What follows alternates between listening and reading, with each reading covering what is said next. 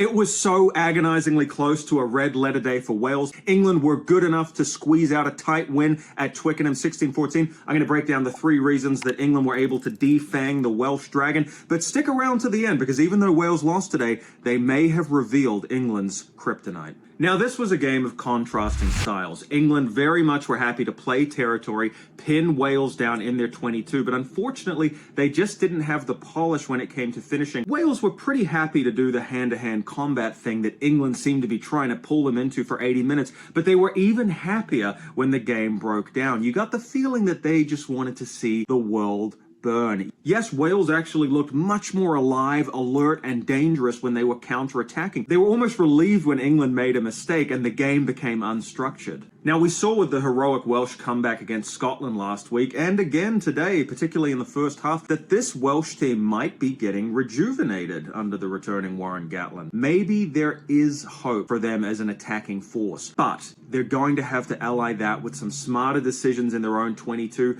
Today was a case of getting too cute with the exit plays. Wales running the ball out near their own try line when really they should have just hoofed it into touch. But I got to tell you, England was guilty of it too. You look at the fact that they tried a nice little line-out move, collecting the ball right off the front of the line-out. They did it at their own 22. It didn't work out. They got penalized. And here's the thing. I love the enterprising play. I just wish that England would use that as a strike play when they're in the red zone, not when they're close to their own try line. Tactical naivety on both sides today. I think they are really going to need to tighten up their exit plays when this competition gets down to the pointy end.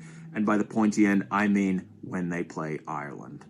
Let's talk about the rush defense, because the captain of England said after the game, "This is our identity. We are all about defense." And today, their defense was crushing. Now, England racked up more than 20 phases, making tackles on a couple of occasions. It was very impressive. Ultimately, as Wales struggled to get back in the game at the end, you just felt like it wasn't going to happen. The English defense was titanium strong. So that title rush defense is a hallmark of this team. However, it is pervious to the inside ball. And this is where Wales actually got some cut through. It wasn't necessarily going wide, because here's the thing. If you just go lateral against England, that white wave will keep on rolling across the field, and you might find yourself 10 meters behind the gain line. What Wales had the skill to do was some tip balls. Very quick. You have to execute them very quickly. But they were tipping the ball back inside and actually managed to cut England open on a couple of occasions. It led to their try at the end of the first half. That was when Welsh fans were thinking, oh my God, we're finally going to get the scalp at Twickenham. It's been a long time between drinks. But unfortunately, you need a strong set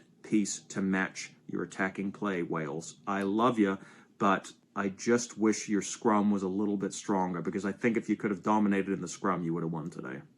Just my 2 cents as an objective Kiwi outsider. Finally, I think the reason for England's win today is that 8, 9, 10 access. Now, Earl was the man of the match today. He looked very chuffed. He deserved it. I mean, he really put some steel into that defense, some stinging, suffocating tackles. He led the charge. But Mitchell sniping at 9. Beautiful. Absolutely loved his work today. He was able to straighten the attack, almost act like an extra loose forward at times, and get some clean ball to his number 10, who I absolutely love, George Ford. I think he's fantastic. I actually think England hasn't really missed a beat losing Farrell. Ford is playing terrifically well, and the defining moment of the game was in the 69th minute when Ford pulled off a beautiful textbook 50-22. That was how England got into the Welsh 22. That was how England was able to execute a great line out, get a rolling maul, and ultimately kick a penalty, steal the game. All started with that George Ford kick, and it was a beauty. But while we're speaking of kicking, that brings me to what could be the kryptonite for England. Yes, their rush defense looked very impressive today.